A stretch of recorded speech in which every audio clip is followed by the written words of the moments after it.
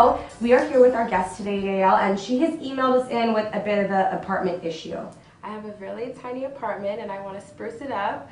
And I also have an ironing board that never gets put away. Sounds all familiar. So what we've done then is we have enlisted the help of another fabulous mother-daughter team, Kristen and Sharon Jakowitz, and they've come all the way out from Chicago to help solve this little issue. So what do you girls have in store for us today?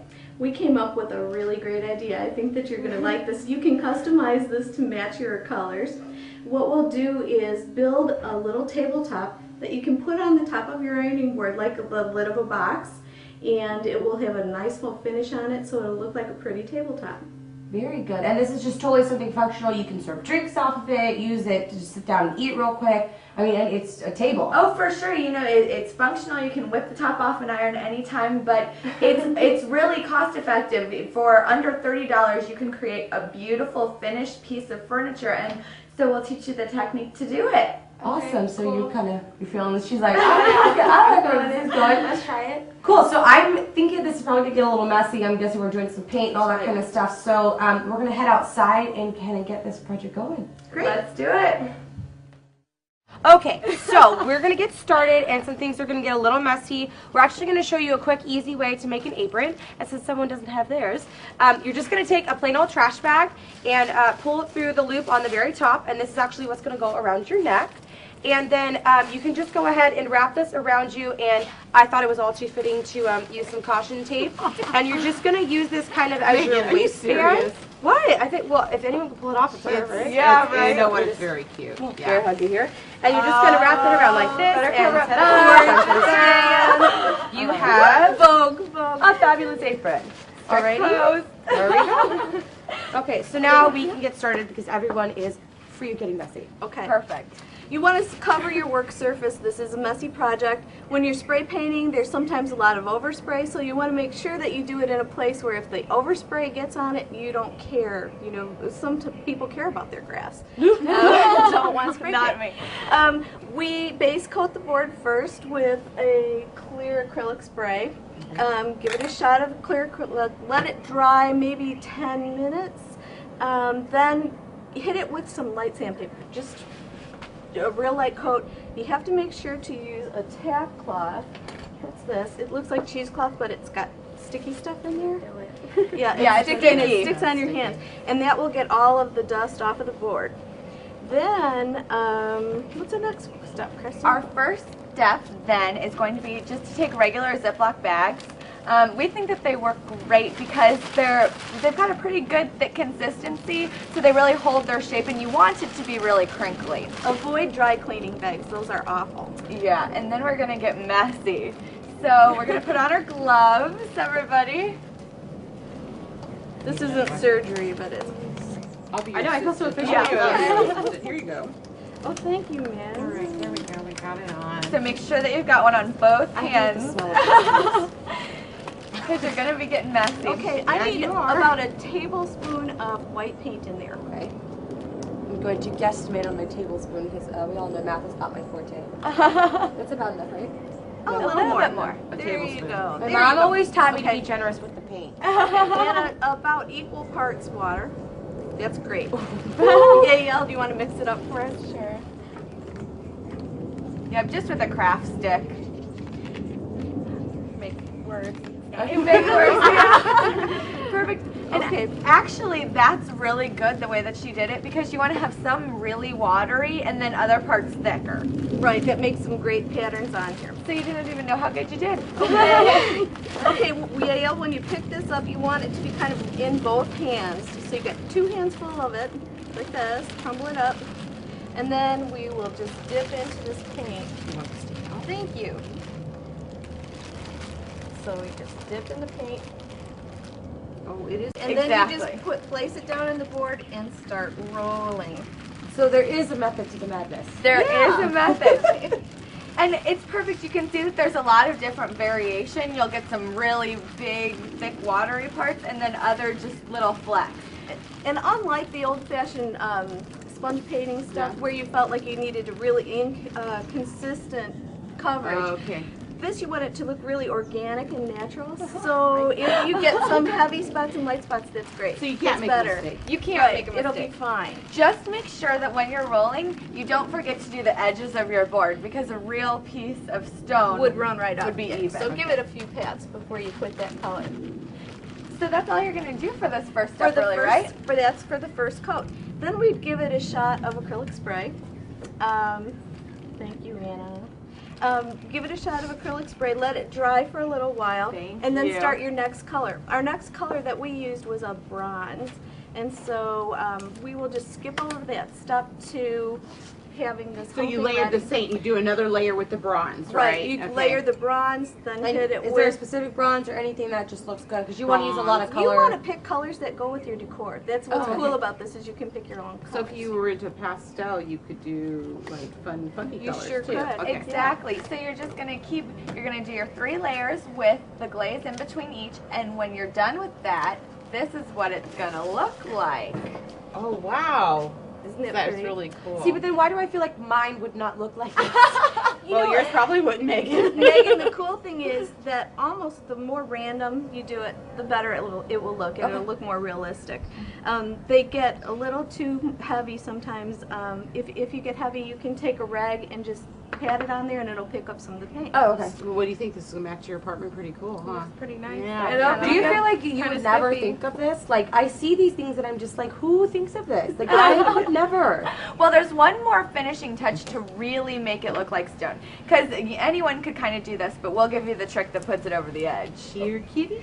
Exactly. You need some feathers. Anna found these great kitty toys for us to use on this project, but sometimes you can find them in the craft department, just in the feather aisle.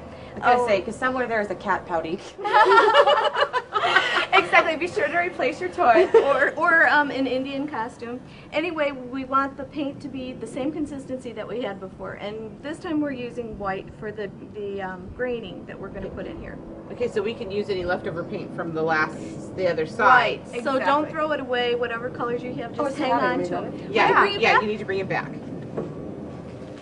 Oh, I love this. Look at the gold and the bronze and the white. It's just really. It looks pretty realistic if Yeah, you really. get And a look head at on you can it. get some like yellow in it. It's really cool. The metallics are really great because they're so dimensional that way, mixed in with the flat.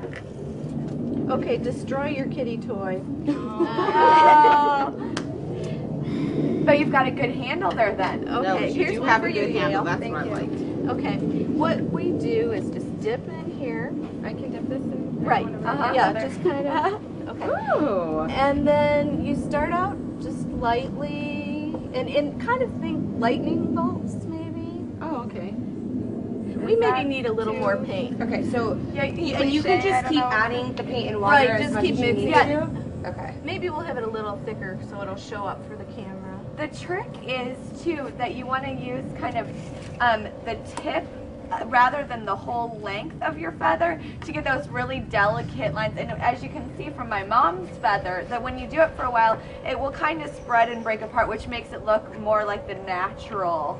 And you can always go back over areas you've already gone over, or Right, and if you don't like what you've done, because you put down the acrylic spray, you can kind of wipe it off. Oh, really? Yeah. So that makes it a little bit easier. Here, why don't you show her with a fresh feather Okay, quick to I'll get show her you with started. the fresh one. because I love foolproof. Because I feel like in my project there'd be a lot of wiping every time.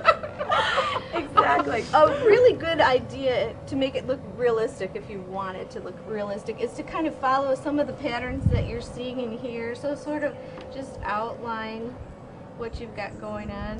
And then that give it kind to of you. just makes it look like those cracks you would really see in the stone. Right, Yeah, the, the the veins. veining that you would Those see. are called Cracks, veins, all big things. Varicose veins. Aren't you taking geology? I'll let you try this. That does look really cool. Isn't that neat? So just kind of Oh, there good you job. go. Oh, she's And then hold out on I know. you That's can perfect. alternate pressure between heavier pressure and lighter pressure, or using just the very tip of the feather, or like the whole. So there you go. Yeah. And even if you're kind of shaky, you know, sort of lightning bolty, Yeah. that's great. perfect. Oh, there we go. You got it. You can't go wrong. So let's show you what it looks like when it's all done. Now we have the veining on the whole board. Kristen also begged the guy at the home improvement place to cut these to size.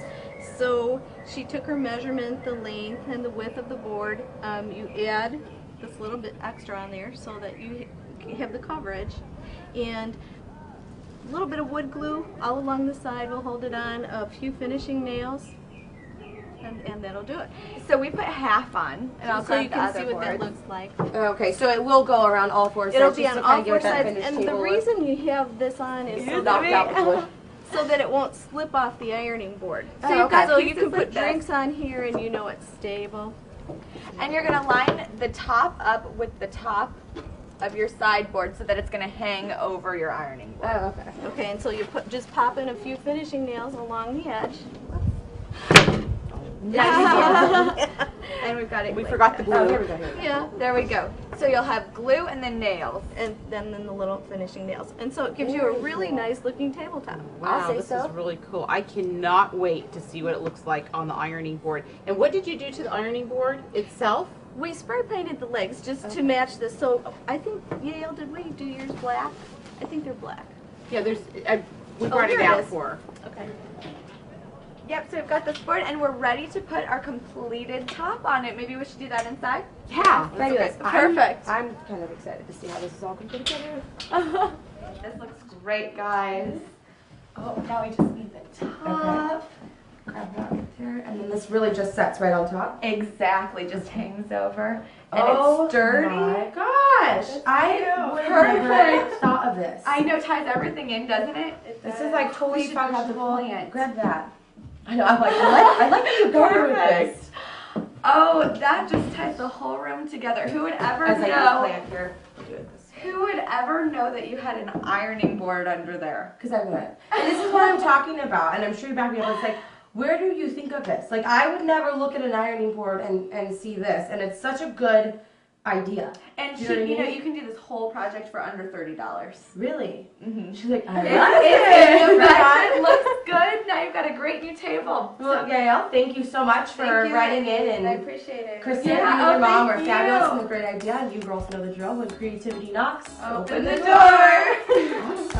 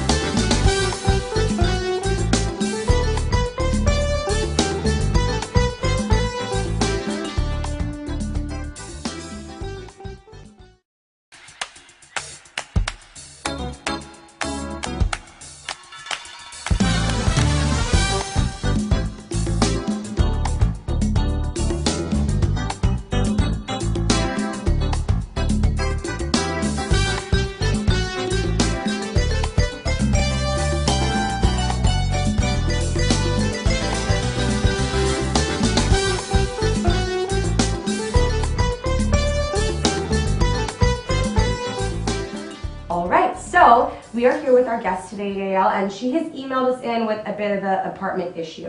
I have a really tiny apartment and I want to spruce it up. And I also have an ironing board that never gets put away. Sounds all too familiar. So what we've done then is we have enlisted the help of another fabulous mother-daughter team, Kristen and Sharon Jakewitz, and they've come all the way out from Chicago to help solve this little issue. So what do you girls have in store for us today? We came up with a really great idea. I think that you're going to like this. You can customize this to match your colors. What we'll do is build a little tabletop that you can put on the top of your ironing board like the lid of a box, and it will have a nice full finish on it, so it'll look like a pretty tabletop.